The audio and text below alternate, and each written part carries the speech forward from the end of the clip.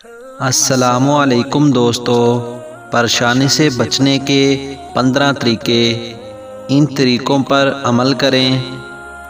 Number 1، اپنے سر پر کسی چیز کو مسلط مت ہونے دیں، چاہے کچھ بھی ہو جائے۔ ٹھنڈے دماغ سے اس پریشانی کو دور کرنے کی تدبیر سوچیں اور حل نکالنے کی کوشش کیجیے۔ اپنے ذہن اور قلب کو اس پریشانی کے باعث پڑنے والے اثرات سے محفوظ رکھیں۔ نمبر 2، چھوٹی چھوٹی باتوں پر پریشان ہونا چھوڑ دیں۔ معمولی باتوں کو اجازت مت دیں کہ وہ آپ کی خوشیوں کا خون کر دیں۔ نمبر 3، اللہ تعالیٰ کو ہر وقت یاد کرتے رہیں۔ اللہ کو یاد کرنے سے دل کو سکون ملتا ہے اور پریشانی بھاگ جاتی ہے۔ نمبر 4، اپنے ماضی کو بھلا دیں اور اپنے مستقبل پر نظر رکھیں۔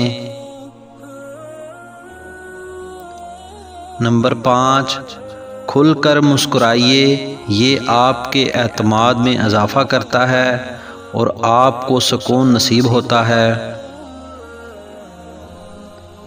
نمبر 6، خود کو مصروف رکھ کر پریشانی کو ذہن سے نکال دیں۔ نمبر 7، پریشانی کو خود پر سوار کرنے کی بجائے خود پریشانی پر سوار ہو جائیں۔ نمبر 8، اپنے آپ پر مکمل بھروسہ رکھیں، اس سے آپ کو خوشی ملے گی۔ نمبر 9، اگر کوئی چیز ایسی ہے جو ملتوی کرنے کے لائق ہے اور آپ اس کام کو اگلے دن کر سکتے ہیں تو خود کو ذہنی دباؤ دینے کی بجائے اس کام کو وہیں ترک کر دیں اور اگلے دن کے لیے ٹال دیں۔ نمبر 10، انسان کی زندگی میں آنے والی تبدیلیاں بعض اوقات خوشیاں لاتی ہیں تو کبھی پریشانیاں لاتی ہیں۔ ان تمام چیزوں کے لیے خود کو تیار رکھنا بہت ضروری ہے۔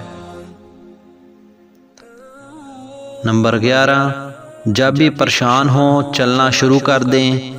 جب جسم حرکت میں آتا ہے تو آپ کے دماغ کو سکون ملتا ہے۔